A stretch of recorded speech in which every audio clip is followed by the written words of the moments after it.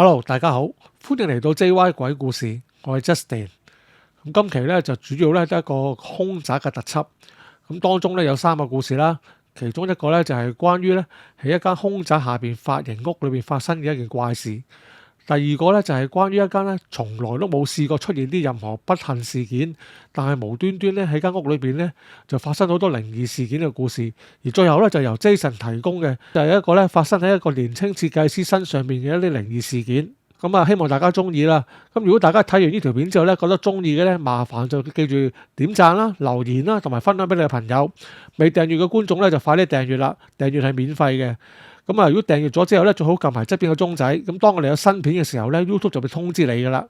咁另外咧，如果你想支持本台嘅發展的話咧，亦都可以透過 Super Fans 功能咧嚟支持我哋嘅。咁而除咗 Super Fans 功能之外咧，亦都可以透過以下嘅方法咧嚟支持我哋。咁另外咧喺度又呼籲一下啦，咁如果大家咧有啲咩靈異經歷或者係親身經歷啦，或者係聽翻嚟都好，如果你係想同其他聽眾分享咧，亦都係投稿俾我嘅，投稿個電郵咧就喺下邊說明欄嗰度，咁你用錄音或者係文字嚟投稿咧亦都可以嘅。好啦，咁啊照慣例咁喺度多謝幾位朋友先，咁佢哋分別就係呢個 Jamie Cash Lim 啦、BB 井、Helen、Yan 妹、Bison Tam、Martin、AV 新，咁佢哋咧都係透過 Super Fans 係支持咗我哋嘅。咁好啦，咁啊閒話休題，我哋開始啦。好啦，嗱咁跟住落嚟呢個故事咧，就係一個咧做地產嘅朋友講翻俾我聽嘅。咁啊，今次講呢個咧就真係凶宅啦。咁但係咧就點講咧？咁佢啊唔係完全一間凶宅。咁嗱，首先講下凶宅嘅定義先啦。咁其實一般我哋嚟講呢，就係如果嗰個單位呢，佢發生過一啲即係謀殺案啊，或者非自然死亡啊咁樣的話呢，咁佢就會視為凶宅啊嘛。咁但係呢，其實呢，好多時呢，如果嗰單嘢係大件事的話呢，咁除咗嗰個單位之外呢，其實譬如佢同一層嘅其他單位呢，都會呢就俾人呢就視作為凶宅嘅。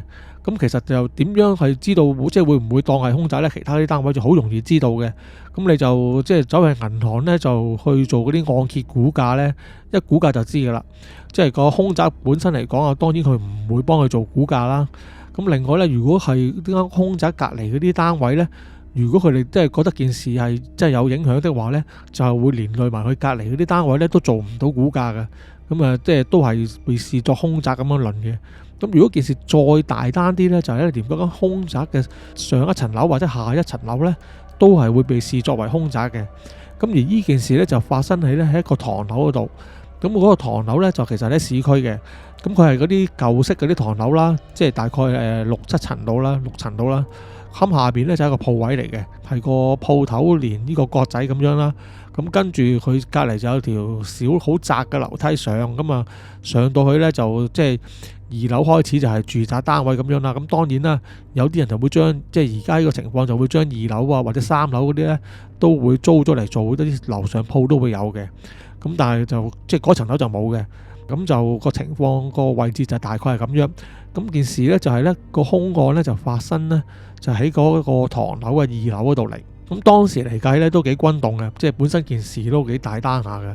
即係我哋呢次講嘅故事發生呢，就唔係喺嗰個單位，而係喺個單位下邊嗰個地鋪連角仔嗰個單位度出咗事嘅。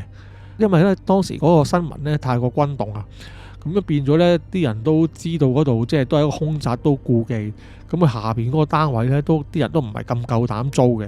咁但係呢，就我唔知係咪啲地產有陣時佢會即係說服呢啲人租啊，定係真實情況真係咁啦。咁佢就話呢，其實呢，有啲行業呢，就係如果租下邊嗰啲鋪位呢，就唔怕會被上面嗰間凶宅影響嘅。咁係啲咩行業呢？就譬如係嗰啲賣嗰啲屠宰業啦，即係嗰啲即係可能賣豬肉牛肉嗰啲鋪頭啦。咁啊，因為佢哋成日呢都即係有刀光劍影啊，殺氣重啊嘛。咁就佢就話如果開嗰啲鋪頭呢，就唔怕嘅。咁另外就係如果你話你做偏門嘅，咁啊由於偏門啲人大家都知啦，咁你始終都係又係刀光劍影噶嘛。咁所以呢，又覺得佢哋都係會有殺氣，但係殺得起，咁亦都係唔怕。咁另外一種呢，大家都可能平時呢好少會留意，即係佢可以頂得住夠殺氣嘅鋪頭嚟嘅喎。就係呢，原來呢個理髮店呢，都係屬於呢可以呢頂得住嘅鋪頭嚟嘅。因為呢，你理髮店裏邊呢就好多鉸剪啊嗰啲嘢啊嘛，都算係利器。咁你一開檔的話，咁你就好多利器喺度，即係經常呢度喐嚟喐去咁移動呢，相傳呢亦都可以頂得順，即係空宅本身嗰個煞嘅。咁而呢件事呢，就真係發生咗喺咧嗰個舊唐樓嘅地下單位度啦。咁個單位呢，其實下邊呢就丟空咗好耐嘅。咁但係呢，收尾呢就真係呢有間髮型屋呢就租咗落嚟，咁啊喺嗰度即係做生意啦。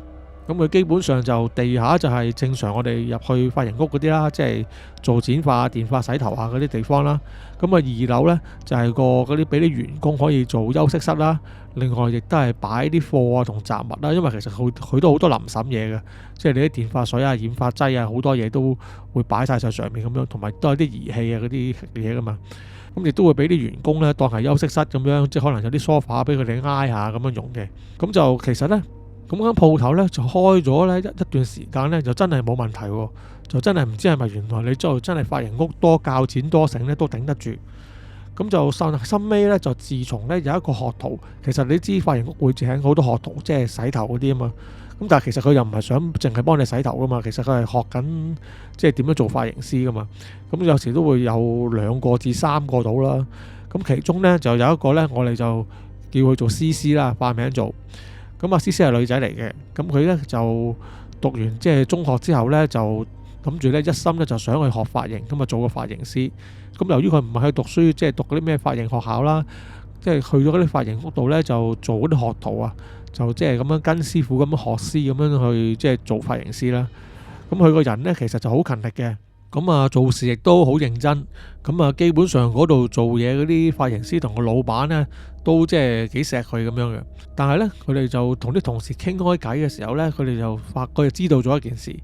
佢就話原來即係2樓嗰度係空宅嚟嘅，即係佢哋間髮型屋對上嗰度。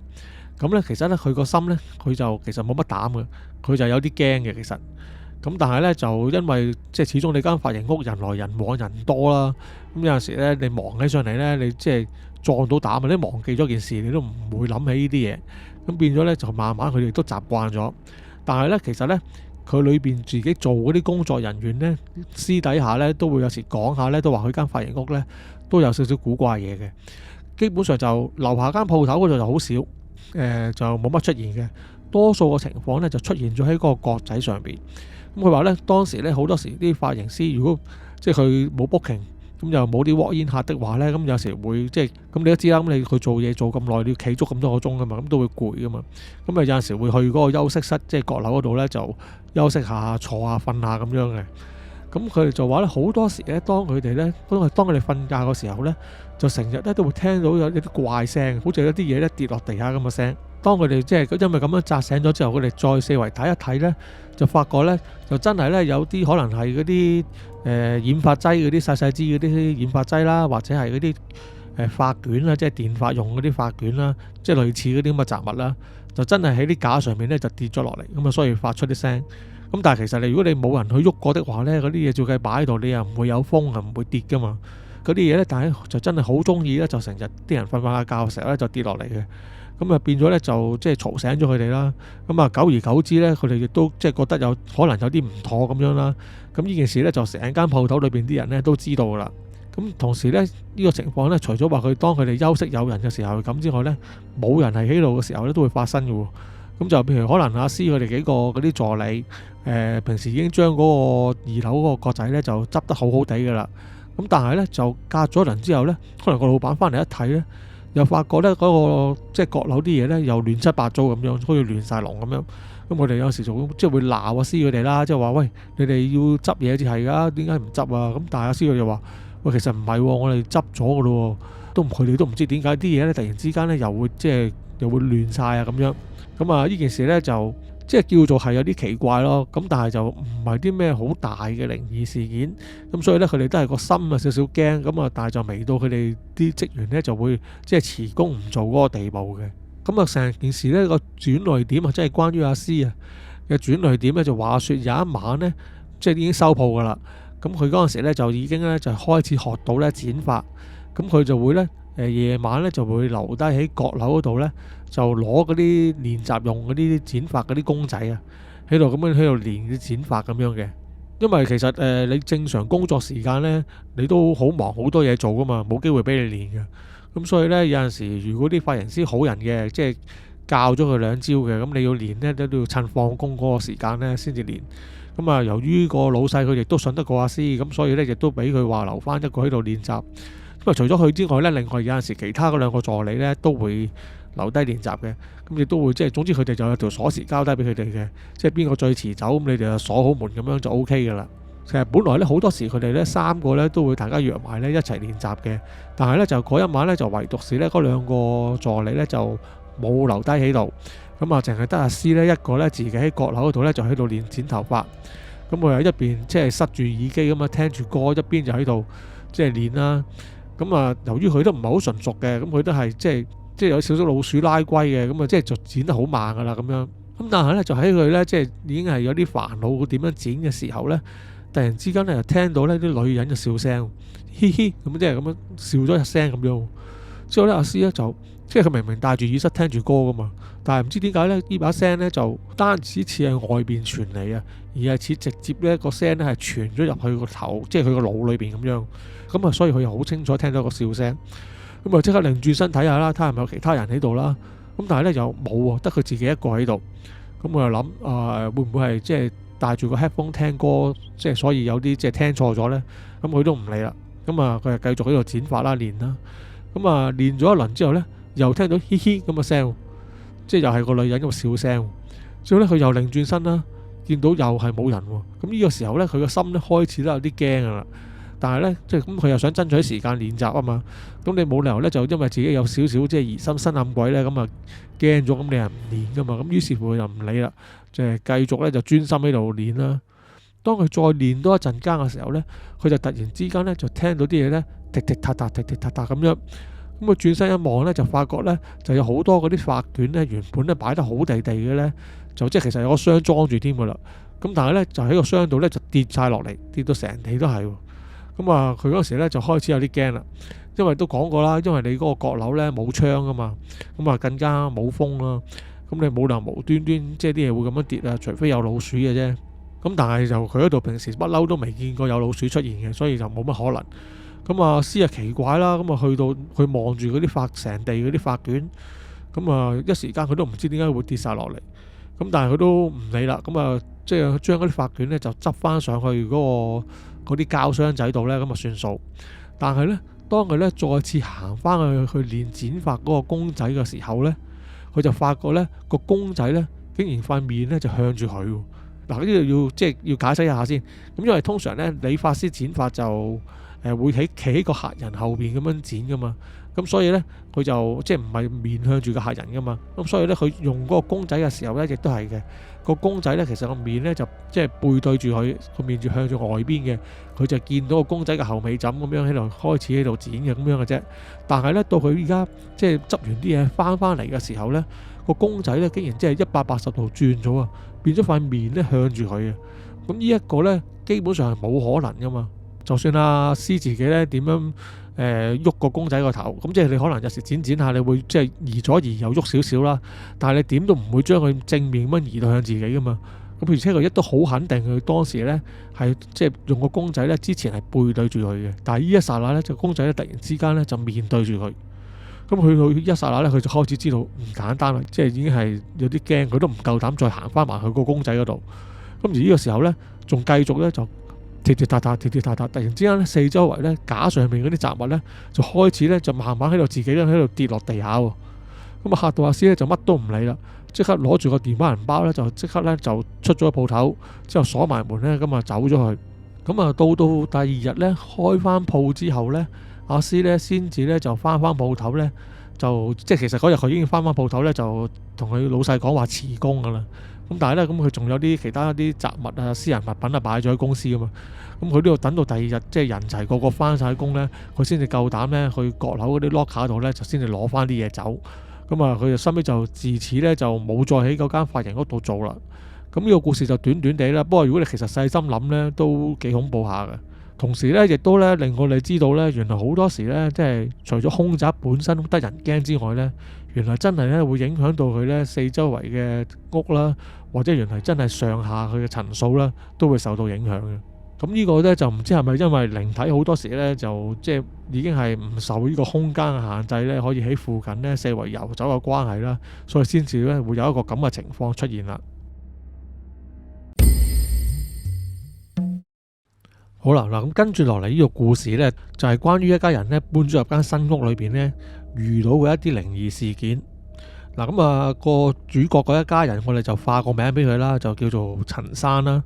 咁佢就有個老婆陳太啦，同埋一個6歲嘅女。咁呢，其實阿陳生呢本身呢就係個會計師嚟嘅，咁所以呢，佢就想買一層呢就好啲嘅樓，咁就希望就有3房2廳啦。因為佢就希望除咗個女有間房之外呢，亦都想有間書房俾自己呢做下嘢咁樣用嘅。咁但係呢，如果佢要買一啲呢真係較為即係豪宅啲貴嘅單位呢，其實佢budget就唔夠嘅。咁啊，收尾呢就睇中咗一棟就係普通嗰啲就唔係豪宅啦，但係都係成個屋苑嗰啲樓嚟嘅。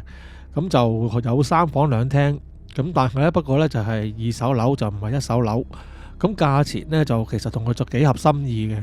由於佢同個地產經紀傾過啦，咁嗰層樓呢本身呢就可租可買嘅，即係又可以租啦，又可以買都得嘅。咁啊，由於阿陳生個人呢本身就謹慎啊，咁大家都知啦。咁如果我哋普通人買樓就唔係買棵菜啊，咁啊盡量都希望揀間好啲嘅啦。咁就所以呢，佢就諗咗個方法，咁佢就同個業主講，就先同佢呢就做一個呢短期嘅租約，咁啊租半年到。咁啊，如果租完半年呢，發覺間屋住起上嚟舒服啊，四周圍啲環境又冇乜咩嘢嘅話呢，咁佢就會買嗰層樓噶啦。就其實嗰層樓呢，原本係業主自己1手單位嚟嘅，咁就因為呢，佢就揾到啲錢啊，咁啊結果就買過第2層再大啲嘅樓就去住，咁啊層樓丟低咗呢，就變咗就可以賣啦，亦都可以當係收租咁，亦都可以嘅。咁所以呢，業主呢亦都覺得冇乜問題啊，咁啊即係租俾你半年先啦。咁如果你覺得 OK 嘅，你咪買咗佢咯。咁於是乎呢，佢哋呢就達成咗個協議啦。咁同時呢，其實陳生呢私底下呢亦都有查過嘅，即係睇下層樓呢會唔會係啲凶宅之類嘅嘢啦。咁啊，發覺係完全冇問題嘅。咁當然啦，佢亦都有問到個地產啦，因為法例上，即係如果佢問咗的話呢，個地產就一定要將個實情講俾佢聽噶嘛。咁個地產亦都講翻俾佢聽，就即係絕對唔係咩凶宅嚟嘅。咁啊，結果佢哋就入咗去住啦。咁啊，住咗呢頭1個月呢，就一切呢都乜事都冇嘅，即係好正常咁樣嘅。咁但係呢，深尾呢就過咗1個月之後呢，就陳太呢就覺得呢有陣時呢就有少少唔妥，就係呢有時佢譬如夜晚起身去廁所啊，或者去廚房斟杯水飲嘅時候呢，咁你熄晒燈噶嘛，經過個廳嘅時候呢，好多時佢第一眼望過去呢，都會見到個廳度呢好似坐咗好多人影喺度咁樣嘅。咁但係咧，當佢再望真啲呢，咁啲人影就唔見咗嘅。咁啊，當然啦，咁佢就可能覺得自己即係你瞓到半夜懵懵鬆鬆的話，咁可能自己係眼花睇錯啦。咁所以佢亦都冇放喺心上邊嘅。咁但係呢，直到有一次呢，就係嗰一晚夜晚嚟嘅，其實都係10點零鐘嘅啫。咁就佢就暗完個女呢，就瞓覺，咁就經過佢先生間書房，咁啊見佢先生呢，就喺間書房度呢，就冇開燈，佢對住張書台。即係個書台就對住個窗嘅，咁變咗即係佢先生就坐喺度，就即係背對住個門口啦。咁啊喺度唔知喺度睇緊啲咩咁樣。咁啊佢啊奇怪啦，咁啊變咗咧就幫佢先生咧就開翻眼燈，之後咧仲同佢講，佢話：喂，你都快啲沖涼瞓覺啦，聽朝仲要翻工啊咁樣。咁啊講完呢句之後咧，自己就入翻房啦，諗住就即係搞埋啲臨審嘢之後咧，就自己都瞓覺噶啦。但係咧點知咧到佢翻間房嘅時候咧，咁佢就見到個先生咧就已經瞓咗喺張床上邊喎。咁佢一走埋去一睇個先生，咦真係瞓咗噶咯喎。咁頭先書房點解會有個人喺度嘅？咁啊即刻就出翻間房，就去書房度睇啦。咁啊佢一睇個書房嘅時候咧，就發覺咧就冇咗嗰個人影啦，即係頭先佢開咗燈噶嘛。咁啊佢就唔見再有嗰個人影。咁收尾佢又熄翻燈，咁啊入翻房瞓覺啦。咁啊為免就嚇親個先生同個女啦，咁呢件事呢，佢就冇同佢哋講過嘅，只係佢自己一個呢，就擺喺心裏邊嘅啫。咁啊如是者咁就件事就過咗去。咁啊收尾呢，過多2個星期之後呢，忽然之間呢，佢個女呢，即係佢女其實得5歲左右嘅啫嘛，但係呢，咁佢2、3歲過後呢，其實已經習慣俾佢呢，就即係瞓自己間房噶啦。咁咧就一直都冇扭計嘅，但係呢，就唔知點解呢，就過咗2個星期之後呢，佢個女呢就成日扭計啊！夜晚呢就話一定要同佢嘅爸爸媽媽一齊瞓。咁啊陳太就問佢啦，佢話：點解啊？你不嬲都一個人瞓開都冇嘢㗎，咁點解而家突然之間你係想同我哋瞓嘅？之後呢，佢個女就話呢，佢話因為我好驚啊，我瞓到半夜呢，我成日見到有個婆婆咧喺我間房裏邊啊。咁啊，於是乎阿陳太又問佢個女啦，咁佢話：咁你見唔見到嗰個婆婆咩樣㗎？咁之後佢個女就話啦：見唔到㗎，因為通常呢就熄咗燈瞓覺呢，佢先會出現㗎。咁因為太黑呢，就睇唔清楚個樣。咁但係呢，因為我俾人望住呢，佢個樣呢好似好惡咁啊，咁我心呢就好驚啊。咁所以呢，我就想同你哋瞓，唔想自己瞓。咁啊，阿陳生見佢女咁講，咁啊覺得咧可能係小朋友扭計，或者係即係發個噩夢之類，咁啊以後當咗係真啦。咁所以就話唔緊要啦，唔緊要啦，就即係你過嚟同我哋一齊瞓啦。因為其實個女始終都係細啊嘛，咁啊就啊佢都冇所謂，咁啊俾佢過翻去呢，就同佢哋兩公婆一齊瞓。咁啊點知一瞓咗第一晚之後呢，咁佢個女呢就晚晚都要同佢一齊瞓啦，就唔肯再瞓自己間房。咁好啦，咁繼續呢，佢哋就咁個女就同佢哋啲爹哋媽咪瞓啦。咁就到有一晚啦，咁啊陳太瞓覺嘅時候呢，半夜呢就突然之間扎醒咗，咁啊見到呢有個婆婆呢就坐咗喺佢床腳尾嗰度嚟，咁啊就喺好嬲咁樣就望住佢哋三個。咁啊陳太嗰陣時呢就一見到咁嘅情況呢，就成個驚一驚，即係嗌咗出嚟啦。咁點知呢，佢一嗌嗰剎那呢，就成個醒咗，咁啊原來係發夢啫。咁啊，收尾佢即係醒咗之後呢，自己都即係舒一口氣啦，即係心諗好彩發夢。但係呢個時候呢，當佢望向佢自己嘅床尾嗰度啊，咁啊發覺呢，佢嗰度個被鋪呢，床尾嗰度呢，竟然呢就真係有一個印喺度，就好似啱啱俾有人喺度坐過一樣。咁呢個時候呢，阿陳太呢就知道呢間屋呢應該就唔係咁簡單。咁啊於是乎呢，佢又趁佢個女聽唔到嘅時候呢，就同佢先生就反映過呢件事嘅。咁但係呢個先生因為乜都冇見過呢，就即係話佢即係可能疑心生暗鬼嘅啫，就唔好諗咁多，即係可能攰，咁你休息多啲呢，應該就冇嘢噶啦。咁佢哋就繼續咁樣以咁嘅方式住落去啦。咁但係呢，陳太呢夜晚發夢見到嗰個婆婆嘅情況呢，就越嚟越頻密啊。咁啊直情呢，收尾去到呢，直情晚晚都見。咁而嗰個婆婆呢，亦做嘅嘢呢，亦都越嚟越過分喎。咁啊，最初呢，就即係坐喺度咁樣，即係望住佢咁樣嘅啫。但係收尾呢，就直情呢，就開口同佢講啊，佢就話呢：依間屋唔係你哋嘅，你哋快啲搬走，俾翻間屋我哋。咁樣呢，阿陳太又即係覺得奇怪啦，即係點解佢會咁講嘅？咁其實喺呢剎那呢，佢都同佢先生講過嘅。咁呢個時候呢，佢先生呢，因為俾佢老婆講得多啊，都開始相信佢老婆。咁啊，問過個地產經紀，即係會唔會係？即係間屋雖然就唔係凶宅，但係會唔會之前呢上一手業主係咪有啲即係先人喺屋企度過咗身啊咁樣？咁但係呢，當個經紀問翻個業主呢，又冇喎，因為根本上呢，佢哋個業主呢都係啲年青夫婦嚟嘅，咁就即係冇同老人家一齊住過嘅，一直都係佢兩公婆住嘅啫。咁所以呢，就絕對唔會話有啲咩老人家喺間屋度過身咁樣。咁啊，令到件事呢，而家呢就更加奇怪啦。咁啊，點解間屋呢無端端會有咁多古靈精怪嘢呢？咁而後尾呢，收尾呢發展到就係呢，當阿陳太夜晚瞓覺嘅時候呢，就試過啊，見到嗰個婆婆呢，就揾手呢捉住佢隻腳，就想拉佢落床啊。咁佢又真係俾佢拉落床一下，咁佢就掙扎啦，咁啊扎醒咗啦。咁啊，佢醒咗之後呢，即係又係起初又係以為自己發夢嗰啲啦。咁但係咧，當佢睇一睇自己隻腳嘅時候呢，就發覺呢真係有啲手指印喺度，即係好明顯有5個手指印喺度。咁之後呢，佢就即刻同佢老公講啦。之後咁佢老公醒咗，開咗眼燈一睇，咁啊呢啲即係鐵證如山啦，即係都見到有真係5個手指印。咁啊呢啲唔會假噶啦。咁佢老公呢都知道有唔妥，咁但係結果一時間都唔知有咩辦法噶嘛。咁啊，又同嗰個地產經紀講啦，佢話唔係喎，嗱你間屋越嚟越多嘢喎，究竟係咪有啲咩事你隱瞞咗我啊？咁個地產本身都好奇怪，因為其實個地產呢同個業主都熟嘅，咁但係呢，佢都知道間屋呢就真係一來唔係凶宅，二來真係又冇死過人，即係點解會咁嘅情況呢？佢都唔知。咁啊，其實呢，佢就為免呢，收尾就即係唔想件事搞大呢，因為其實個地產經紀呢，佢都識啲師傅嘅，因為呢知做得佢哋地產呢行呢，有陣時都會遇到啲屋即係唔係咁乾淨咁樣噶啦。咁所以呢，其實佢哋手頭上呢都有啲名單，就係邊啲師傅就即係幫得下手啊咁樣嘅。咁佢又介紹咗嗰個師傅就俾阿陳生佢話嗱，咁啊，即係咁，你就介唔介意出錢就揾個師傅睇下你間屋啊？咁因為呢，阿陳生呢，就其實間屋佢本身好滿意噶嘛，咁係突然之間發生呢啲事，所以佢咁樣嘅啫。而且個情況亦即係急轉直下啦，咁所以呢，佢都冇辦法啦。咁啊真係試下請個師傅翻嚟呢，就睇下。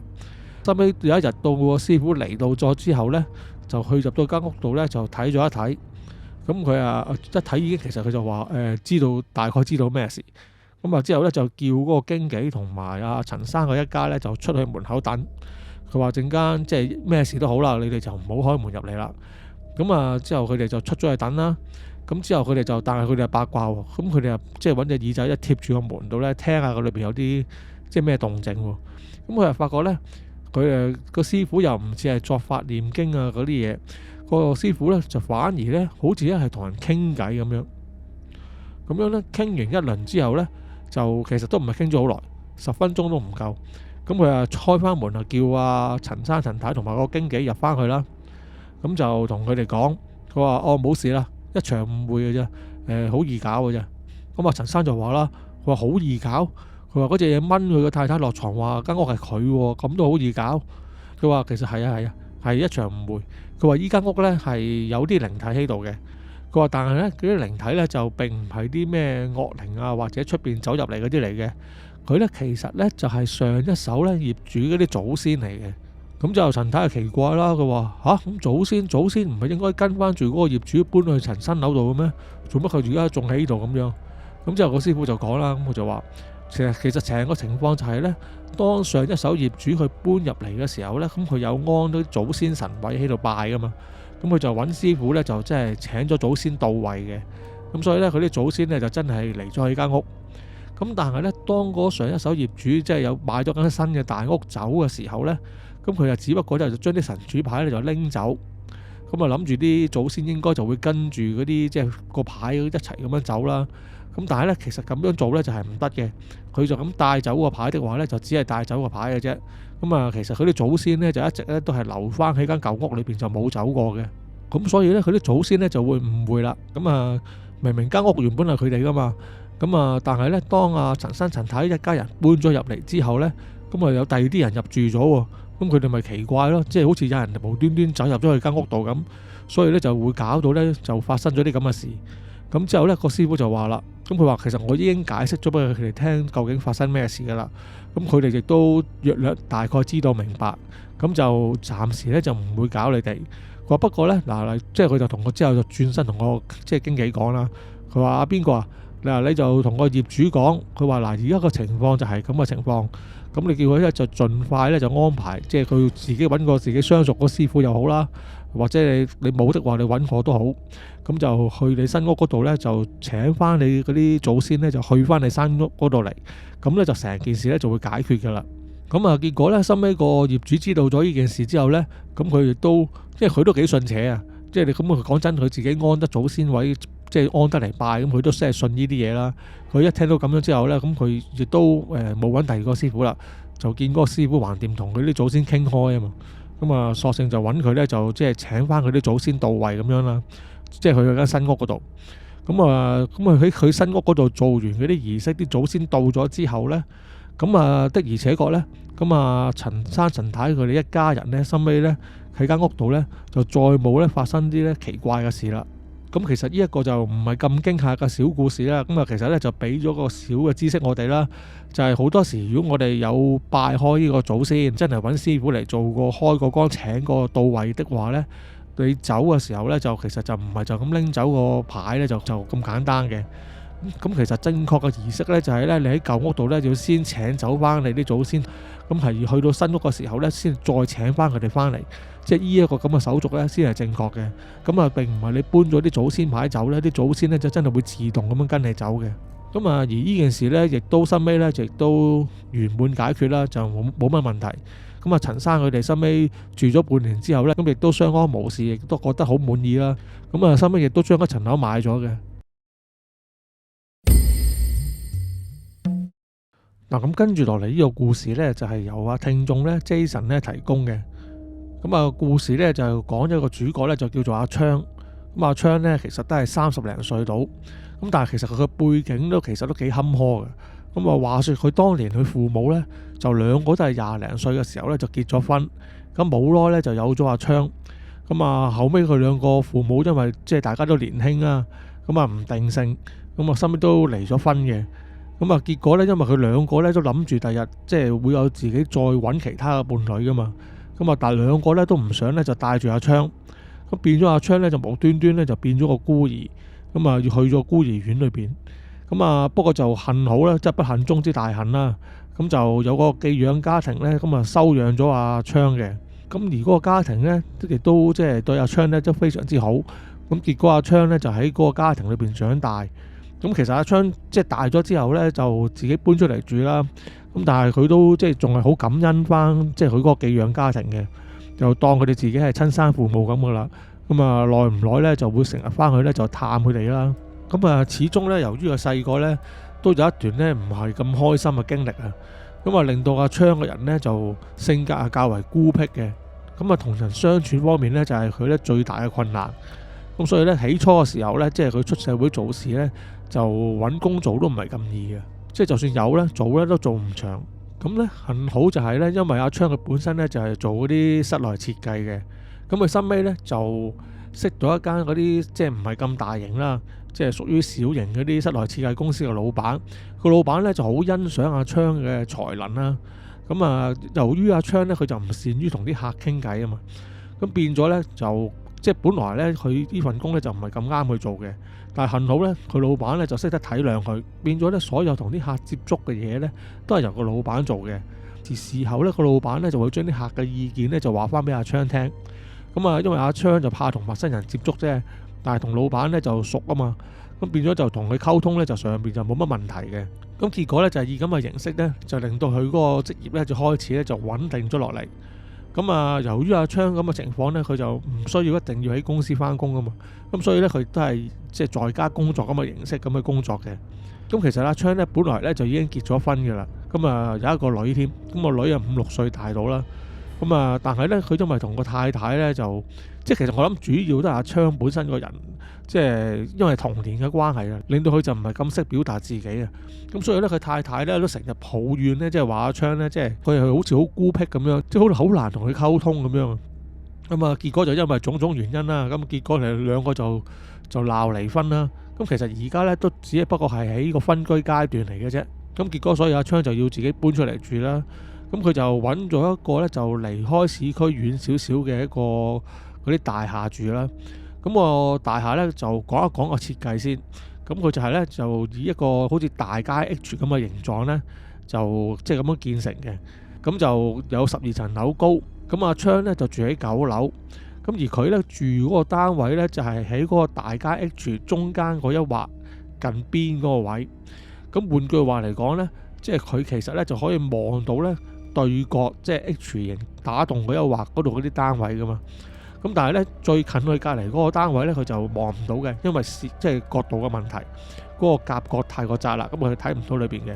但係其餘嗰幾家嗰啲單位呢，咁佢都望到嘅。咁啊講翻阿昌嘅工作啦。咁啊由於佢成日呢，就覺得呢夜晚做嘢呢先至有靈感啊。咁所以呢，好多時呢，佢都係即係夜晚半夜先開工，咁啊做通宵啦，到第二朝太陽出嚟呢，咁啊佢先瞓覺，即係日夜顛倒咁樣嘅。但係呢，佢都習慣咗呢種生活，咁佢又覺得呢，呢樣嘢就即係令到佢個創作上邊就即係更加活躍啦。咁啊佢亦都係即係維持住咁嘅生活啦。咁啊佢起初搬去嗰個公寓嗰度呢，一切都冇問題嘅，好似樣樣都即係做得好好嘅。因為慢慢過咗2個月到，咁啊佢就發覺呢，佢嗰個單位隔2間嗰個單位啊，即係個 H 型側邊嗰度有個單位啦。咁啊成日有一家人呢就好奇怪嘅，佢平時呢就冇咩噪音發出嚟嘅，但係每到夜晚2、3點呢，佢呢就會呢就即係燈光火猛咁樣啦。咁佢就會見到一家人呢喺度傾偈食飯。咁啊結果咁啊當然會有啲聲出咗嚟啦。咁啊變咗其實一般人如果瞓着咗覺呢，就唔多覺嘅，但係阿昌個書房呢，就淨係對住佢哋嗰度，咁所以呢，阿昌就特別敏感啦。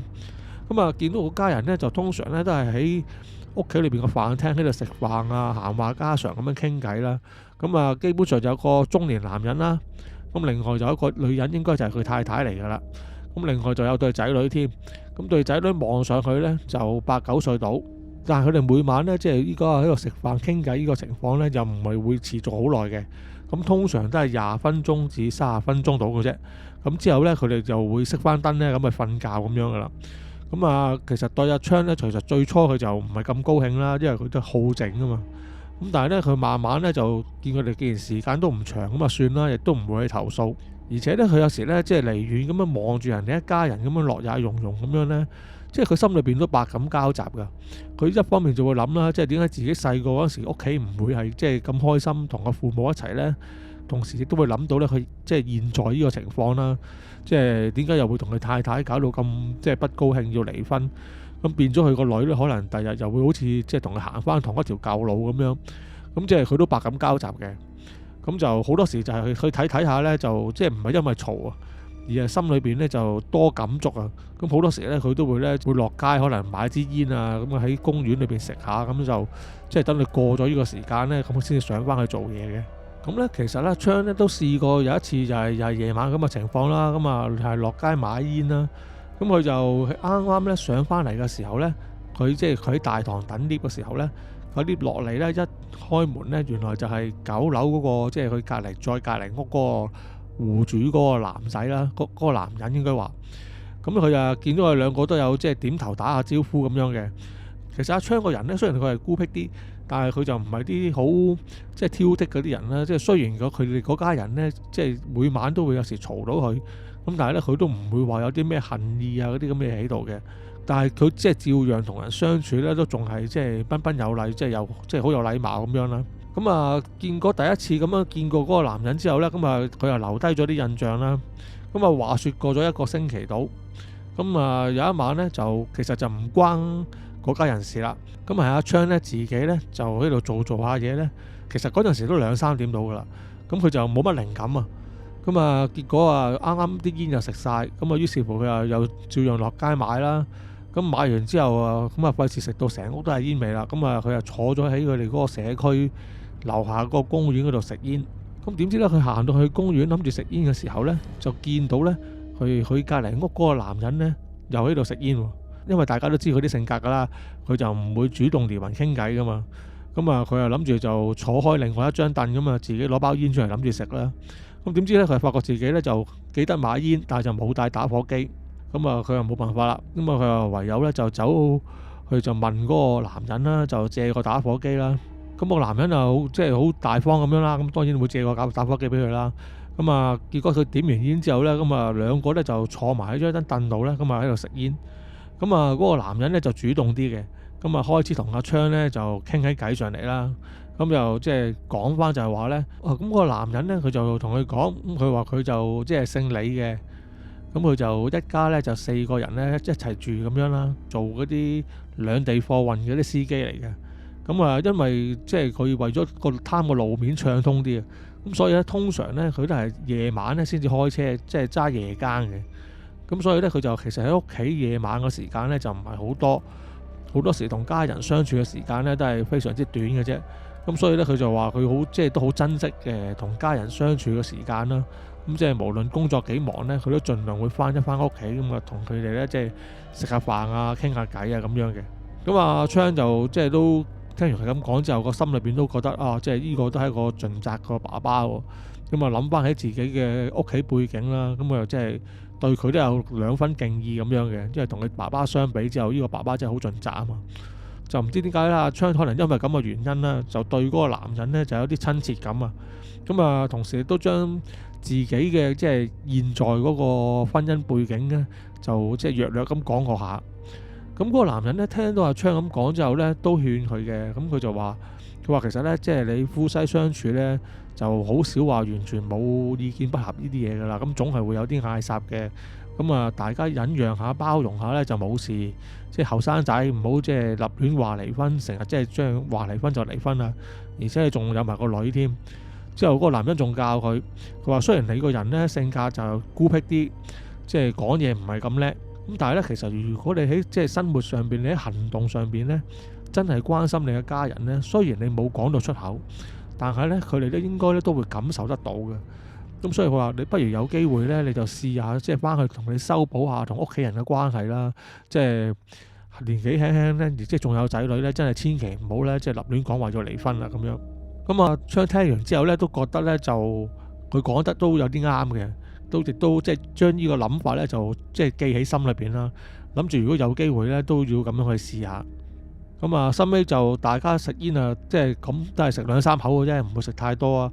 咁傾完偈之後咧，咁啊大家一齊走去搭 lift 啦，之後就各自翻自己個單位啦。咁啊，收尾阿昌咧就翻到自己單位之後就繼續做嘢啦。咁但係咧，阿李生咧即係同佢講一番説話咧，佢就一直都記喺心裏邊。咁佢就覺得其實可能佢呢個諗法咧都係可行嘅。咁佢收尾咧就試下咧，就真係主動揾翻佢太太啦。咁啊，試下就即係同佢修補翻個關係啦。咁結果呢個關係呢，就真係好轉咗啲。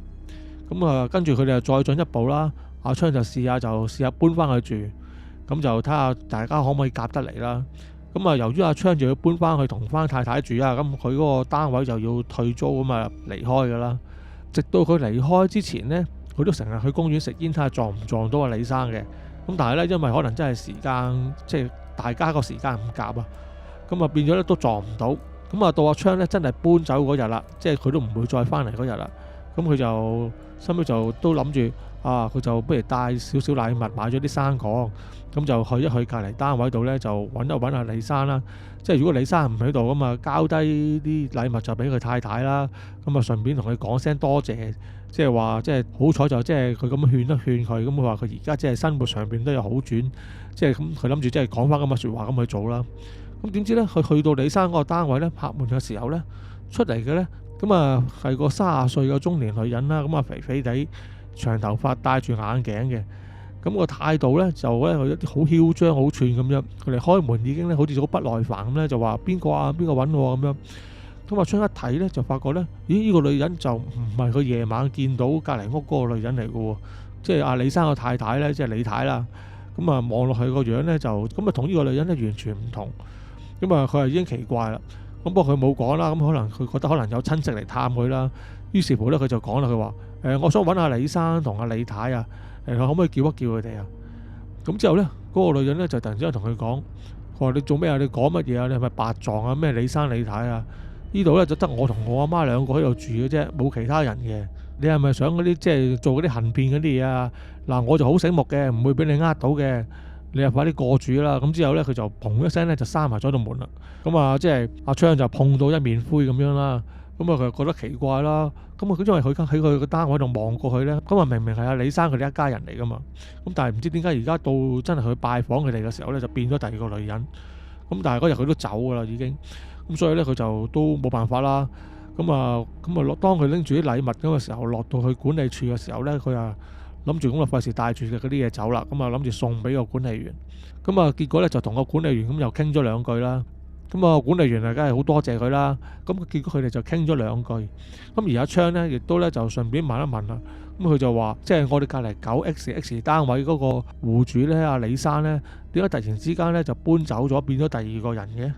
咁個管理員咧就諗咗一陣，佢就話：佢話李生嗰家人啊真係唔喺度，但係咧已經唔係近期嘅事嚟噶咯。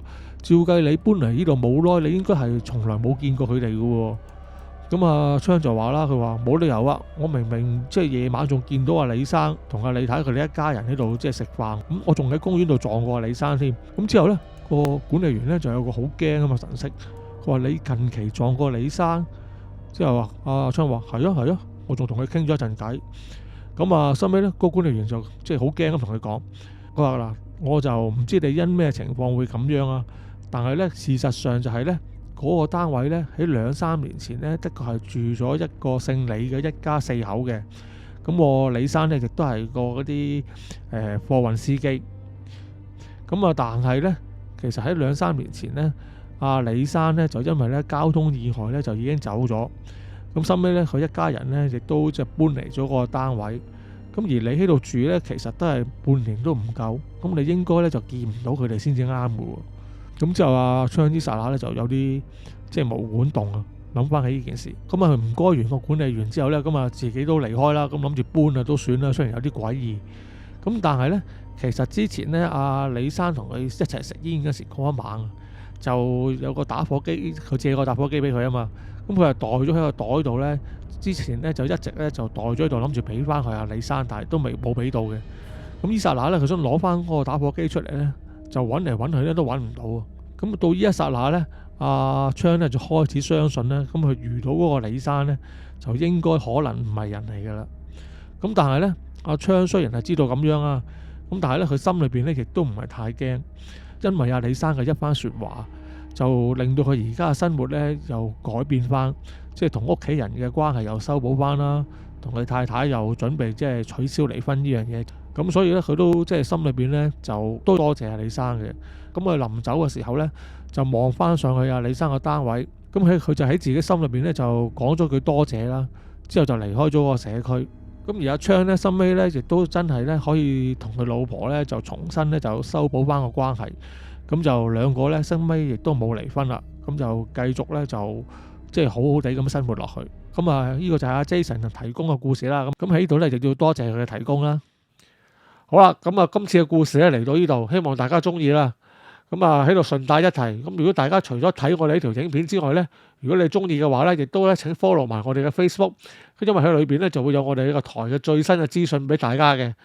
咁好啦，咁今次傾到呢度係咁多，我哋下次再傾過啦。拜拜。